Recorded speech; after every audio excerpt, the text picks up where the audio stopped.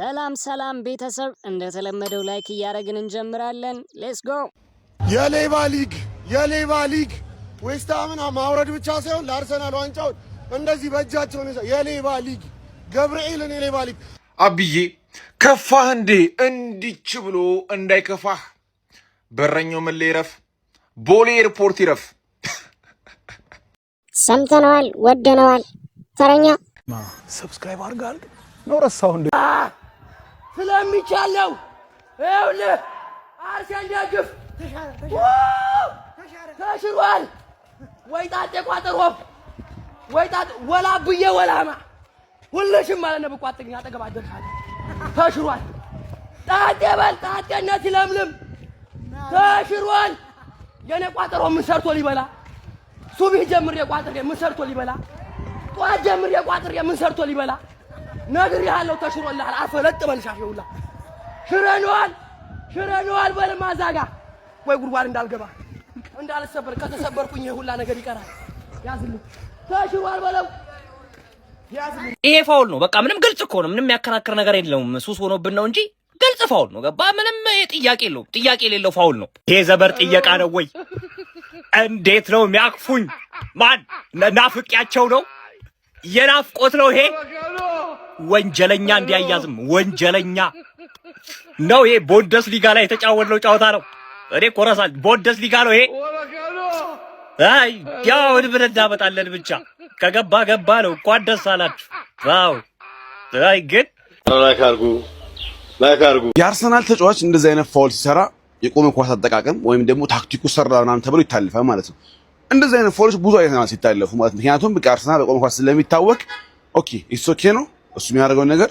ይሄ ኳስ የትናንትናው ኳስ ይሄ ምንም ደደም ነው አይጠበቅም። በቃ ግልጽ መሻል አለበት ነው። በቃ ያዘው ሳይሆን ሃንግ ነው ያዘው። ኪሱን አልፈተሸውም እንጂ ከሃንግ በለው በቃ ይዞታል። ምንም ጥያቄ የለውም። እኔ የሚያናደኝ ሁለት ነገር ነው። ደብል ስታንዳርድ ማለት ነው። አርሰናል ሲያደርገው ኢትስ ኦኬ ምክንያቱም ሴት ቢስ ስለሚጠቀሙና እንደዛ አይነት ጭው የሚመስለው ማለት ነው። ሌላ ክለብ ሲጠቀመው ይነፋ። ይሄ የሚደብር ሁለተኛ የደበረኝ ፓርት ማለት ነው። አጉል ድራማ ተፈጠረ። በቃ እኔ አሁን ቅጥላልኩኝ ወላሂ ነው የምልህ። ልክ ገባ አይደለ መጀመሪያ አልታወቀም ምን እንደሆነ ነው ውስብስብ ያለ ነገር ነው። ሃይላይቱን ደገሙልን አይደል ምን እንደፈጠረ በቃ አወቀው እንደሚሻርኩ። እሺ አንተ ሄክ ዳኛው ጠራህ አይደለ ያ ሁላ ድራማ መቆየት ምንድን ነው ያስፈልግ? በቃ ግልጽ ነው በቃ ሀቅ ለማውራት ማለት በጣም ሰስፔንስ በቃ ለፕሪሚየር ሊግ ድራማ በጣም የፈጠርኩ ኦቨር ድራማ ነበር። እኔ አባሳችሁኛል። በቃ የራያን ሴቭ ምናምን ሞመንት ወሰዳችሁ ከዚህ ፖይንት በቀላል ቶሎ ቢሻላል ያህል ምን እንደዛ አያጨቃጭቅም ማለት ነው።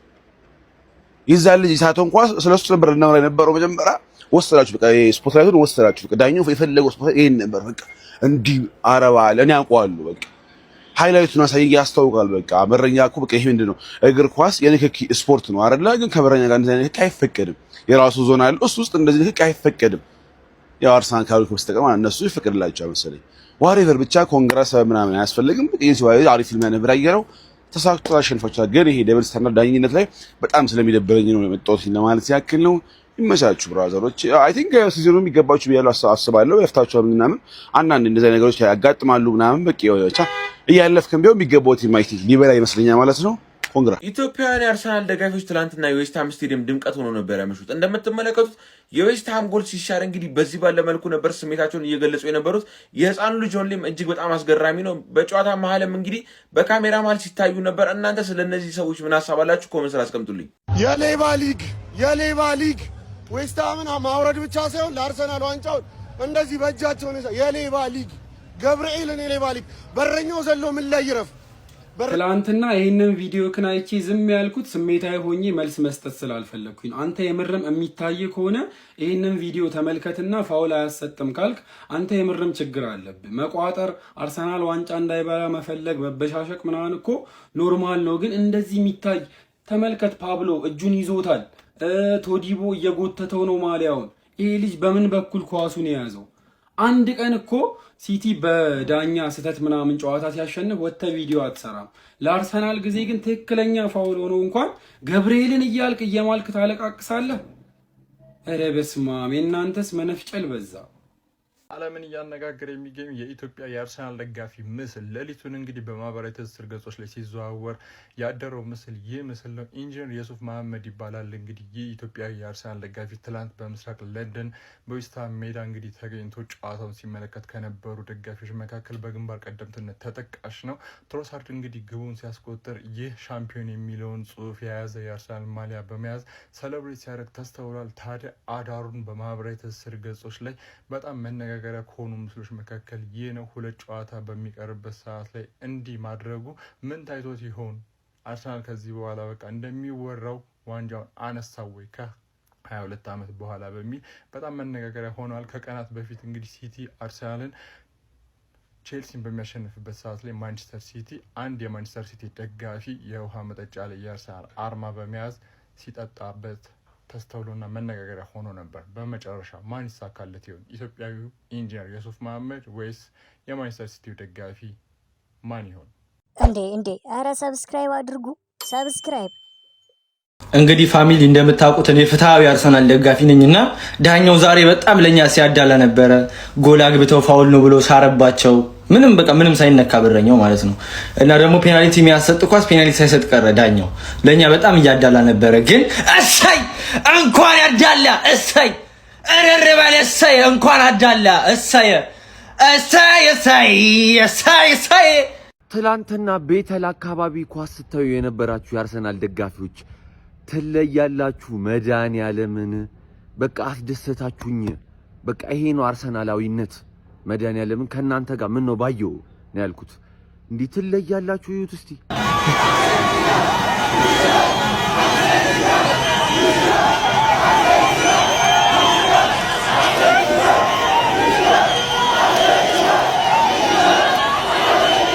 አስበዋል? ዋንጫ ስንበላ ተጠራርተን ከየአካባቢው አዲስ አበባን እንዲህ በአንድ እግሯ ስናቆማት መድኃኒዓለምን ትለዩብኛላችሁ።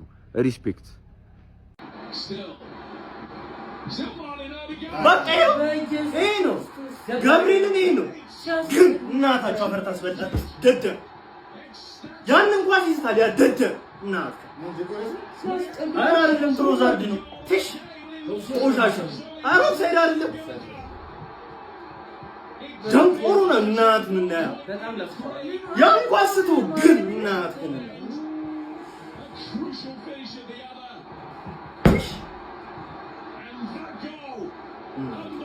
እንደዚህ የለፉበት ደግሞ እየተናገሩ ሊያገቡ ነው እያሉ ኧረ በኢየሱስ ስም ደንቆሮ ናቸው። በቃ ደንቆሮ ስማዓ ኳስ እንደዚህ ይለቃል ጀዝባ። እኔ እመቤቴን ነው የምላችሁ። ማለት እግር ኳስ ላይ በጣም እኔ እግር ኳስና ሃይማኖት የሚገናኙ ነገሮች አሉ። ግን ክርስቶስን እመቤቴን ጠርቼ መድኃኒዓለምን ጠርቼ መዝሙረ ዳዊት ይዤ ተንበርክኬ የጨረስኩት ጨዋታ የለም እኔ በህይወቴ ማለት። This is going to make me look like a fool. I swear to God I know. ግን ማለት ነው እኔ ክርስቶስን ከ80ኛው ደቂቃ ጀምሮ ቆሜ ጎሉ ሲገባ ተንበርክኬ ቫር ሲታይ እኔ እመቤቴን ኧረ በስመ አብ ወልድ ኧረ አርሰናል ግን ኧረ ተው ግን ማርያም ለእናንተ እኮ ነው እኮ እንዲህ ኧረ በስመ አብ ማርያም ፈጣሪ ክብር ምስጋና ይግባው። ኧረ እናንተ ግን ኧረ በስመ አብ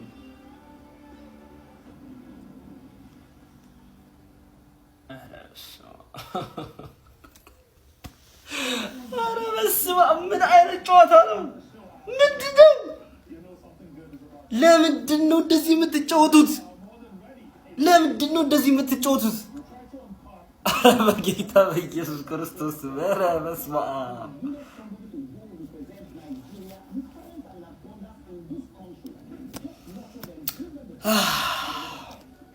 እኔ ምንም ምለው የለኝም። ማርያም ምንም ምለው የለኝም። ዛሬ በምድራዊ ኃይል አይደለም ያሸነፈው። የሌባ ሊግ ተነፋ ነፉሪ ግዙልኝ ስላቸው ተበዳ እዚህ ይደረጋል በመድኃኒዓለም። እንደ ዛሬ ደግሞ የተኮላሸ ቋጠሮ አይቻላል። እከካሞች ናቸው። እከካም ዳኛ ነው ገብርኤልና በእጅ ቢያዝ ብቻ ነው። ሊያንድሮ ትሮሳርድ 83ኛው ደቂቃ ላይ የመጨረሻውንና የማሸነፊያውን ጎል ለአርሰናል ውድ ዋጋ ያላትን ጎል ባስቆጠረበት ሰዓት ደስታውን መቆጣጠር ተስኖት የነበረው ዊሊያም ሳሊባና ማርቲን ኦዴጋርድ በልዩ ሁኔታ ነበር ደስታቸውን ሲገልጹ የነበሩት። ታዲያ አምበሉ ማርቲን ኦዴጋርድም ከጨዋታው በኋላ እንደተናገረው ከሆነ እንደነዚህ አይነት ትላልቅ ዋንጫዎችን ማሸነፍ የልጅነት ህልማችን ነው፣ ነገር ግን አሁንም ስራው አልተጠናቀቀም፣ 2 ቀሪ ጨዋታዎች አሉን፣ ዛሬ ግን ያሸነፍነው ድል እጅግ ትልቅ ነበረ በማለት ከጨዋታው በኋላ አስተያየቱን ሰጥቷል። ምን አይነት አስደናቂ ድል ነበር መድፈኞቹ አርሰናሎች በምሽቱ ማሳካት የቻሉት። ድብልቅልቁ የወጣ የደስታ አገላለጽ ነበር በለንደን ስቴዲየም በዌስትሃም ሜዳ በትላንትናው ዕለት በአርሰናል ደጋፊዎችና በተጫዋቾቻቸው የተመለከትነው። ስለ ማርቲን ኦዴጋርድ አስተያየትና ስለ ምሽቱ አስደናቂ መድፈኞቹ ድል እናንተስ ምን ትላላችሁ? ምንስ ተሰማችሁ? ሐሳብ አስተያየታችሁን ኮሜንት ሴክሽን ላይ አጋሩኝ። እንደነዚህ የፈጣን እግር ኳስ መረጃዎችን በቀጣይም ለማግኘት የፕላስ ምልክቷን በመንካት የሜዳ ስፖርት ቤተሰብ ይሁን። አንተ እየቋጠሩብን እኮ ነው ከኋላ ለሙስሊም ጾም ሲያዝ ተጫውተዋል። ከዛ ጾሙ ሲፈታ አንድ ተጫውተዋል። ቀጣይ ጨዋታቸው የኦርቶዶክስ ጾም ሲፈታ ነው የክርስቲያኑ ጾም አተ እንዳታስመጣው ግን መጥቶ ይቋጥርባል። እኔ 4 ዋንጫ በላ ምንም የሚያጣው ነገር የለም። ለካና በሽቃቸዋል።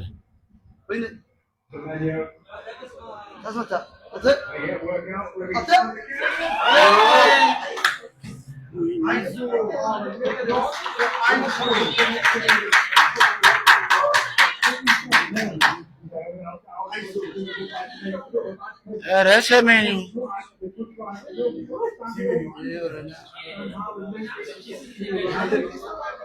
አቤት ጎረቤት ለመቼ ማለት እኮ ነው። አቤት ይኸው ከአንገቴ ዝቅ ብዬ አመሰግናለሁ። ለእኔ ባይሆንም ፈልጋችሁ ቢሆንም አመሰግናለሁ። ምርጥ ስጦታን የሰጣችሁኝ እኔም በአመት 6 ነጥብ ሰጥቻችኋለሁ። ምንም ማለት አይደለማ። 6 ነጥብ ሰጥቷችሁ ከሲቲ 4 ነጥብ ቀመውላችሁ 10 ነጥብ ማለት ነው። በቃ እናመሰግናለን። በቃ እናመሰግናለን። እዲ ገንዘብ የለኝም፣ ሚስት የለኝም፣ ስራ የለኝም፣ ተስፋ የለኝም። ማሪ ወያላ ዋንጫዬ ሊበላ እንዲያዋጣም ፈጣሪ እንዲያዋጣም የሆነ ነገር አስተያየት አድርግልን። በቃ አስተያየት አድርግልን። እንዴ ጀሃነም ነው እንዴ? ጀሃነም ነው ይሄ? ምንድን ነው እንዴ? መውጫ መግቢያ አጣን እኮ። ይኸው ማታ እንደተዋችሁኝ አለው። ይኸው እንዲያዋጣም ፈጣሪ እንዴ ምንድን ነው? የሌባ ሊግ ዌስትሃምን ማውረድ ብቻ ሳይሆን ለአርሰናል ዋንጫው እንደዚህ በእጃቸው የሌባ ሊግ ገብርኤልን የሌባ ሊግ በረኛው ዘሎ ምን ላይ ይረፍ? በረኛው ዘሎ አየር ላይ ነበር መቅረት የነበረበት። ምንድን ነው የምትለን? ምን ይመስላል በእናታችሁ የመልክ ክፋት የሌላ ሊግ ይበላል።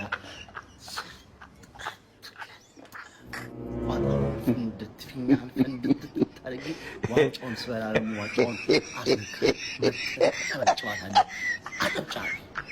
ድራማዊ በሆነ መልኩ አርሰናል ዌስትሃም ካሸነፈበት ጨዋታ በኋላ እነማን ምን አሉ የሚለው እንደተለመደ ወደ እናንተ ይዤላችሁ ቀርብ ያለው ቪዲዮን ኮፒ ሊንክ እና ሪፖስት እያደረጋችሁ አብራችሁ መቆየት እንዳትረሱ። የዌስትሃም አማካኝ ቶማስ ቱቼክ በመጨረሻ ደቂቃ ላይ ዌስትሃም ስለተሰርባቸው ኳስ ሲናገር በጨዋታው ላይ ቪአር በጣም ትልቅ የሆነ ስህተት ሰርቷል፣ ምንም አይነት ጥፋት አልተመለከትኩም ነበረ። አርሰናሎች በእያንዳንዱ ጨዋታ ላይ ትናንሽ የሚመስሉ ጥፋቶችን እንዲሁም ደግሞ ብሎኮችን በብዛት ያደርጋሉ። እናም አሁን በድንገት ዋንጫውን ፈለጉት አገኙትም ጭምር። ለእግር ኳስ ይህ በጣም የሚያበሳጭ ነው። ለአርሰናሎችም ይሄኛ የፈለግነው ነገር አልነበረም ሲል ተደምጧል። የዌስትሃም አለቃ ኑኖ ኤስፒሪቶ ሳንቶ በጨዋታው ላይ ዌስትሃም ስለተሰራባቸው ኳስ ሲናገርም ተመልከቱ፣ በእግር ኳስ ዙሪያ ያሉ ሰዎች የተረዱበትን መንገድ እንዳጡት ወይም ደግሞ ጥፋት እንዳልነበረ እኛ ለዛም ነው በጣም የተበሳጨ ነው ሲል ተደምጧል። ከዚህ በተጨማሪም ኑኖ ኤስፒሪቶ ሳንቶ አክሎም እነሱ ማለትም የዳኞች ማህበር ይህንን ሊቀርፉት ይገባል፣ ወደ ክለቡ መጥተውም በተለያዩ ውሳኔዎቻቸው ዙሪያ ላይ ማብራሪያ ሊሰጡ ይገባል። እኛ በጣም አዝነናልም ተበሳጭተናልም፣ ይሄ ሊፈጠር አይገባም ሲል ተደምጧል። ኑኖ ኤስፒሪቶ ሳንቶ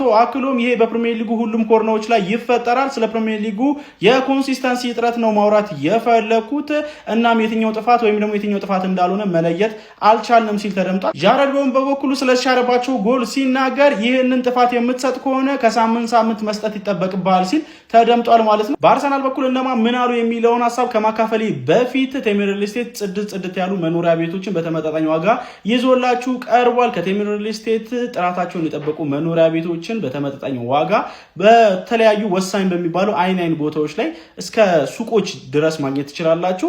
የመድፈኞቹ አለቃ ሚኬል አርቴታ ከጨዋታው መጠናቀቅ በኋላ እንደተናገረው ከሆነ ዌስትሃሞች ስለተሻረባቸው ጎል ሲናገር እንደማስበው ከሆነ ዳኛውን ቪኤአር የጠራበት መንገድ በጣም በሳልነት ነው። ሙሉ ሲዝኑን ኮንሲስተንት ሆነው ሲያደርጉት ነበረ። እናም ደግሞ ግልጽ የሆነ ጥፋት ነበረ። እናም ቅጣት ምት ነበረ። ጎሉን መሻር ነበረበት ሲል ተደምጧል። ከዚህ በተጨማሪ ሚኬል አርቴታ ዛሬ ዳኝነት ምን ያህል ከባድ እንደሆነ ተገንዝቤያለሁ፣ የታሪክን ዕጣ ፈንታ ነበረ የወሰኑት፣ እናም በጣም ከባድ ጫና ነበረ ሲል ተደምጧል። ይሄ ለክለባችን ምን አይነት አጋጣሚና ምን አይነት የደስታ ሳምንት ነው። እናም ለህይወቱ የሚፋለምን ቡድን ዛሬ መግጠም ምን ያህል ሊፈትን እንደሚችልም እናውቅ ነበረ ሲል ተደምጧል። እናም ይሄ ድል እንደሚገባን አምናለሁ። ደጋፊዎቻችን በሙሉ አመቱ በየሳምንቱ እያደረጉት የነበረው ነገር በጣም አስደናቂ ነበረ ሲልም ተደምጧል። ከዚህ በተጨማሪ ሚኬል አርቴታ ብቸኛውን ጎል ለመድፈኞቹ አርሰናሎች ያስቆጠረውን ድንቅ እንቅስቃሴ ሲያደርግ የነበረውን ትሮሳርድ አስመልክቶም እንግዲህ እንደተናገረው አስተያየት ከሆነ በእኛ በኩል እጅግ በጣም ድንቅ የሆነ ልዩነት ፈጣሪ ተጫዋች አለን። እናም ደግሞ ሁልጊዜም በነበርክበት ደረጃ ላይ መቆየት ምን ያህል ከባድ እንደሆነ አውቃለሁ። በዚህ ሳምንት እሱ በጣም ድንቅ ነበረ፣ በዚህ ጨዋታ ላይም ልዩነት ፈጣሪ ነበረ ሲል ተደምጧል። እናንተ ስለ ሚኬል አርቴታና ስለ ዌስትሃሞች አስተያየት ምን ትላላችሁ? ሀሳባችሁን አጋሩኝ። የፕላስ ምልክቱ መጫ እንዳትረሱ። አመቱን እናንተ ባሰባችሁት ልክ እንዲያልቅላችሁ ጸሎታችሁን ቀጥሉ። እኔ ባሰብኩት ልክ ሊያልቅ 2 ጨዋታ ብቻ ነው የቀረው፣ 2 ጨዋታ ብቻ። ከዛ በኋላ ከናንተ ጋር አያገጣጥመኝ። በጩኸት ብቻ አንፋታም። ይሄንን ሀገር ለቃችሁ ትወጣላችሁ። አርሰናል እየቋጠራችሁ በጠቅላላ ይሄን ሀገር ለቃችሁ ልትወጡ ነው የምናረጋችሁ። ድምጼ ተዘግቷል። የአርሰናል ደጋፊ በሙሉ እንኳን ደስ አለ። እንግዲህ እኔ ኳስ ብዙም አላይም ነበር፣ ግን ከሆነ ሰዓት ጀምሮ የአርሰናል ደጋፊ ብትሆኚ ተብዬ ተመከርኩኝ ማለት ነው። ከዛ እስቲ እናያለን አልኩኝ። ያው የአርሰናልን ከመደገፍ ከጀመርኩ በኋላ እንግዲህ አርሰናል ላይ ጥሩ ነገሮችን እያየን እንገኛለን። በትናንትናው ዕለት ጨዋታው ላይ ጥሩ ፕሪፎርም አድርጓል ተብያለሁ። ስለዛ ከዚህ በኋላ እንግዲህ በደንብ ወጥሬ የአርሰናል ደጋፊ በሆን የሚያዋጣኝ ይመስለኛል። እስቲ ኮሜንት ላይ የገባችሁ የአርሰናል ደጋፊዎች እንዴት ነው? ልምጣ? ልቀላቀል? ያዋጣል? ዘንድሮ እንዴት ነው? ተስፋ አለ? በዚህ ጨዋታ አንድ አርሰናል ዋንጫ እንዳይበላ ከሚፈልግ ደጋፊነቴ እጅግ በጣም ያቃጠለኝ አንድ ነገር ብቻ ልንገራችሁ። ዌስትሃም ባለቀ ደቂቃ ያቻነት ጎሉን አስቆጥሮ መሻሩ አይደለም በጣም ያቃጠለኝ ቫር ይሄ ነገር ካየው እንደሚሽረው እርግጠኛ ነበርኩ። ታስታውሳላችሁ ፈረንሳይ ከአርጀንቲና የዓለም ዋንጫ ፍጻሜ ጨዋታ ማርቲኔዝ ያዳናት ኳስና የዴቪድ ራያ ሪያክሽን ተመሳሳይ ናቸው ጋይስ። ፈርናንዴዝ ይህንን ኳስ በሎንጬ ከመሞከር ይልቅ ቺፕ ቢያደርገው ዴቪድ ራያ አይደርስበትም ነበር፣ ሊገባ ይችል ነበር ጋይስ። ይህንን አጋጣሚ ከጎሉ ከመሻሩ በላይ እኔ እጅግ በጣም ያቃጠለኝ አጋጣሚ ይህንን ነበር። ግባለት ትችላላችሁ፣ አርሰናል ትችላላችሁ። እግዚአብሔርን እኔ ማለት ከተፈጠርኩ ጀምሮ ለአርሰናል እንዲች ቋጥሬ አላውቅም። እኔ አባቴ፣ እናቴ፣ ቤተሰቦቼ በሙሉ የአርሰናል ደጋፊ ሊሆኑ ይችላሉ። መቼም ለአርሰናል አልቋጥርም። ዛሬ ግን ሞትኩኝ፣ እግዚአብሔር ሞትኩኝ። ራያ የምትባል ሰውዬ አንተ ትችላለህ። የቶትናም ደጋፊ ነህ ሲጀመር አንተ።